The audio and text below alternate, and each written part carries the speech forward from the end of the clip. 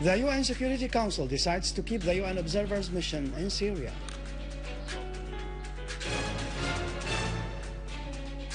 Al-Jafari holds the armed terrorist groups responsible for the escalation of violence and affirms the importance of the monitor's mission and the implementation of Annan's plan.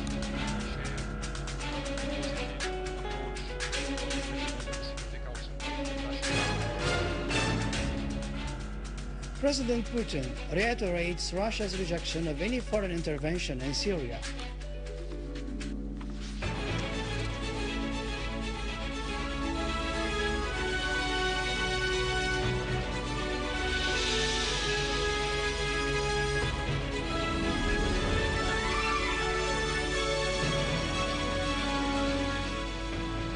Good afternoon, ladies and gentlemen. Welcome to our news for today. The UN Security Council has decided in a closed session to keep the UN monitors in Syria after their mission's activity had been temporarily suspended. Syria's permanent representative to the UN, Dr. Bashar al-Jafari, stressed in a statement after the session that the Syrian government is committed to protecting the rights of its 23 million citizens. Al-Jafari called on the Security Council, the UN Secretary General, and the Chief UN Monitor, as well as on all concerned parties, to push ahead the implementation of Annan's plan. He underlined the importance of the UN observers' mission in fulfilling the main objective of the plan, namely halting violence and starting a national dialogue. I welcome the very balanced statement of General Mood, and I share the positive approach of the President of the Security Council, Ambassador of China.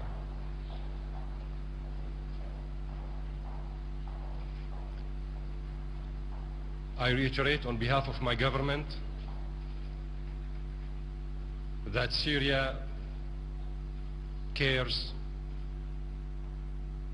not only about a couple hundreds of civilians trapped in some rebels' strongholds in Homs, but the Syrian government is totally committed to protecting the rights of 23 million Syrian civilians. My government calls on the Security Council, Secretary General, General Mood, and all those who are party concerned to push forward for the implementation of the 6 points plan of Mr. Kofi Annan. China's representative to the UN, Li Baodong, has praised the efforts exerted by the UN monitors in performing their task in light of the difficult circumstances in Syria. The Chinese representative said the Council's members urged all Syrian sides to guarantee the safety of the UN observers' mission to enable them to perform their duties properly. He referred to the presence of the third party, which he describes as the most dangerous factor that seeks to ignite conflicts in other parts of the region. He called on all players in the area to increase pressure on those forces, stressing the need to implement the Security Council resolutions and Annan's 6-point plan, being the only option for solving the crisis in the country. The members of the Council commended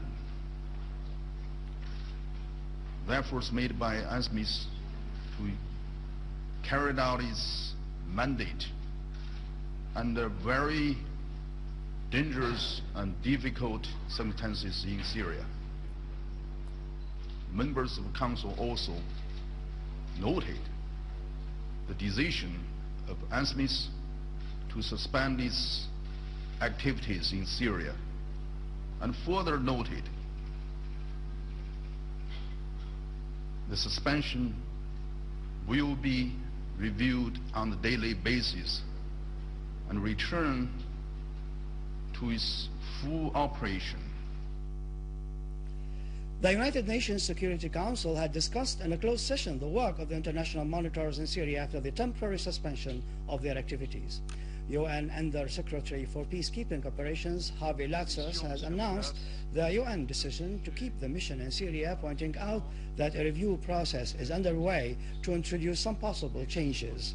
He added that Annan's 6-point plan remains the reference and the framework for settling the crisis in Syria. Chief UN Monitor in Syria, General Robert Mood, has declared that the Syrian government has expressed very clearly commitment to the safety and freedom of movement of the UN observers, adding that he has not seen the same clear statement from the opposition yet. In press statements yesterday, following the Security Council session, Mood added that UN observers would only resume full operations if there was a significant reduction in the level of violence and if all sides voiced commitment to the observers' safety and freedom of movement. Mood said he looked forward to practical steps towards national dialogue. He had told the UN Security Council that the UN monitors had a moral obligation to stay in Syria even if increased violence led them to suspend their work. Russian President Vladimir Putin reiterated Russia's stance against foreign interference in Syria's domestic affairs, stressing that no one is entitled to decide for other nations who will be brought to power and who will be removed. Following his participation in G20 summit in Mexico, President Putin pointed out that solving the problem requires that we need to work well to make all parties to the armed conflict stop the bloodshed, sit down to the negotiating table, and agree on how they will jointly live in a common country.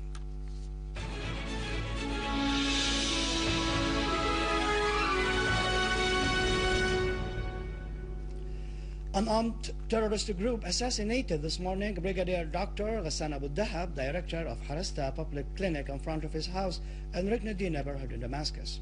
A source in the governorate said that the terrorists detonated an explosive charge glued to Brigadier Abu Dahab's car. In the Sayyidah Zainab in Damascus suburbs, citizen Abdul Qudus Shbara, aged 39, was also shot and killed by an armed terrorist group who had stormed into his house in Al-Wahsh Street, as his brother Ali was seriously injured. In Hama, competent authorities clashed with an armed terrorist group which was attacking and terrorizing citizens in Al-Qusur neighborhood. A number of terrorists were killed and wounded during the clashes, as authorities confiscated large quantities of weapons, which included machine guns, automatic rifles, RPG launchers, binoculars, and munitions. Meanwhile, a source in the governorate said that an armed terrorist group stole a fire vehicle and kidnapped its driver in Al-Ghab region. The authorities have clashed with an armed terrorist group who had assaulted citizens, perpetrated acts of killing and sabotage, and destroyed public and private properties in Arestan and Homs suburbs. The clashes resulted in killing or wounding a number of terrorists, capturing others and confiscating the weapons in their possession, which included automatic rifles, machine guns, and hand grenades. Among those who were killed was terrorist Yusuf al-Ashtar, wanted for crimes of killing, assault, and robbery. In Al-Haffa town in Latakia countryside, competent authorities confiscated a big amount of weapons hidden inside secret hideouts. The confiscated weapons included automatic rifles, guns, and ammunitions.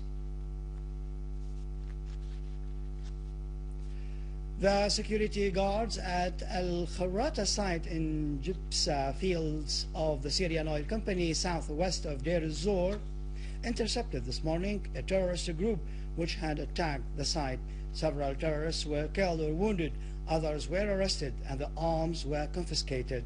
A car was seized which contained large quantities of weapons, ammunition, and explosives. With this, we conclude our news bulletin for today. For more information about Syria and the region, you can visit our website in English, syriaonline.sy.